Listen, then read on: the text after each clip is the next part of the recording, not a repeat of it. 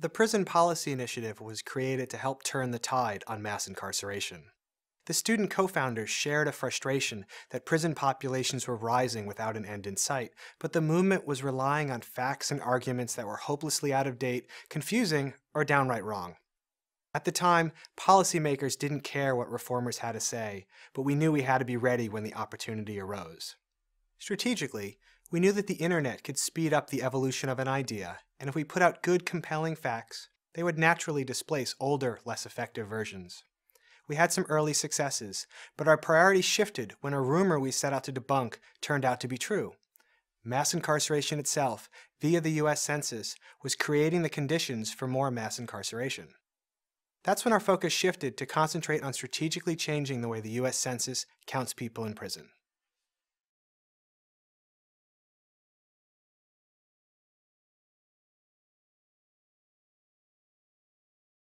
Our current objective is to convince the US Census Bureau to count incarcerated people at their home, not prison addresses.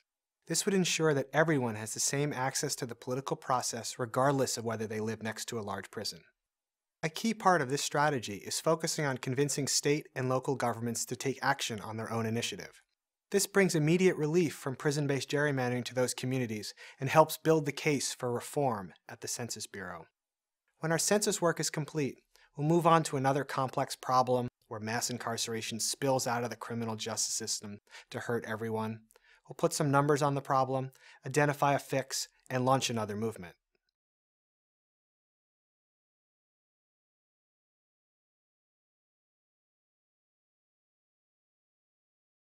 The Prison Policy Initiative has found that the best way to propel a movement forward is to take its defining vision and encapsulate it in a fact.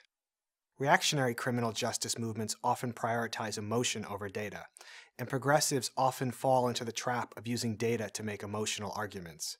The better approach is to frame our vision around a singular fact, whether it's a number or an anecdote, so that people can engage the movement's vision.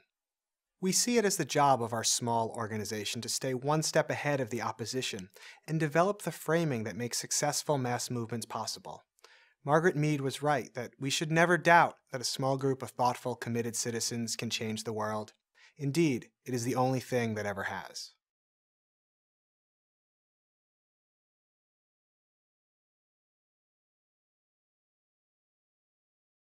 Our colleagues would say that we excel at disseminating information online, and they would credit us with getting issues noticed with our strategy of producing a flood of reports and articles to address every aspect of our issues. But really, I think our work is effective because of our strategy of working backwards. We always start with the result that we want to achieve and then work backwards to put all of the necessary pieces in place. Our goal is not credit, but results. So we're always hunting for the missing details needed to empower other organizations, the media, and policymakers to get involved. Finding those missing details requires a lot of flexibility. For example, we never intended to develop some of the most advanced mapping techniques used in criminal justice advocacy. But when we concluded that maps were the best way to give the movement the facts and images they needed to grow, we developed those skills.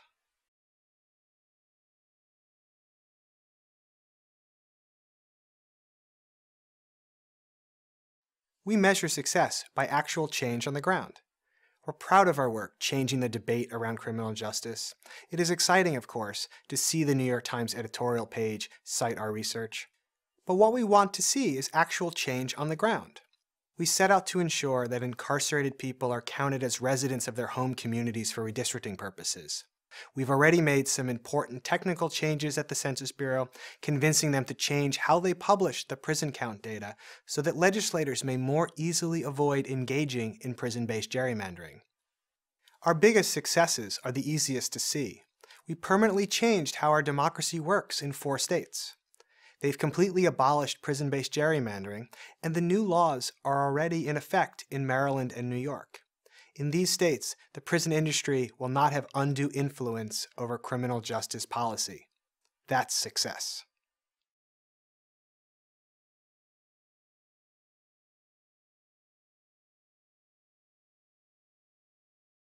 We're most famous for our work to end prison-based gerrymandering, but many people don't know that this work is just one piece of a larger mission. The prison system in this country has grown so large that it's breaking other parts of our society. The census is just one example of how locking up an unprecedented portion of the population has unforeseen consequences for everyone. To gather the fuel needed to sustain the movement against prison-based gerrymandering, we had to go deep down into the weeds of Census Bureau procedures and state and local electoral practices, but our driving passion comes from the need to spark a national discussion about how and why our criminal justice system makes us less safe. We've taken on other issues beyond the census that have a similar systemic impact, and we expect to take on more in the future.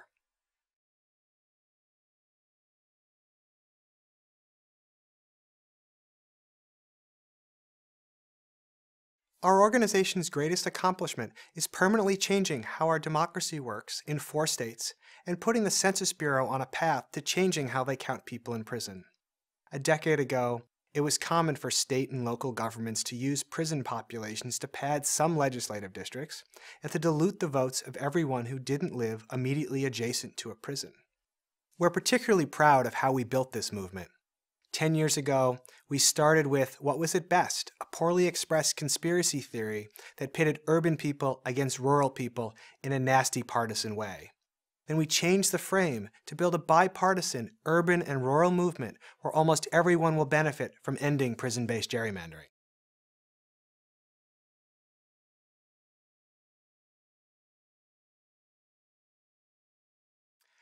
Our greatest asset is also our greatest liability. Recently, a law professor encouraged a student to volunteer with us, telling him, "There are people who think inside the box, and there are people who think outside the box. Peter doesn't see boxes." She's right. We don't work within the normal parameters of social change. We have the unique vision to build exciting interdisciplinary movements that focus intense political pressure on the criminal justice system's most stubborn and systemic problems. The challenge for us is that it's extremely difficult to fundraise for work that doesn't fit into a narrow niche. Fundraising difficulties have historically complicated our ability to recruit and retain a core of accomplished staff and volunteers who can learn new skills and apply fresh approaches. We're currently building a core of visionary funders that are brave enough to invest in the development of completely new ways of talking about criminal justice reform. Will you join them?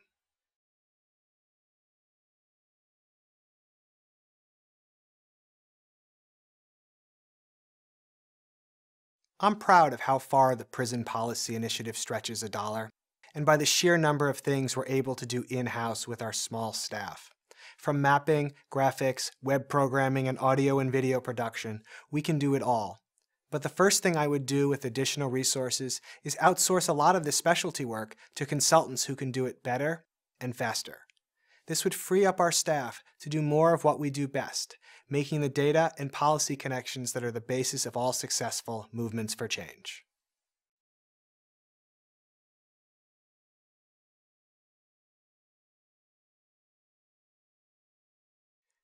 There's a real need for a criminal justice research organization to produce compelling background material to support the reform campaigns of tomorrow.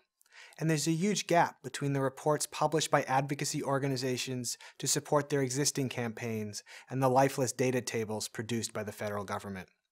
This gap became apparent when we built a web database of links to all the empirical research available on the internet. Experienced researchers find our database invaluable, but the public and policymakers tend to have difficulty finding the data they seek. Someone needs to organize this material in a way that they can immediately use. It's outdated now, but a book and fact sheet series we co-produced in 2003 called The Prison Index: Taking the Pulse of the Crime Control Industry demonstrated that it's possible to anticipate the movements of tomorrow and prepare the data so that it can go viral when the time is right.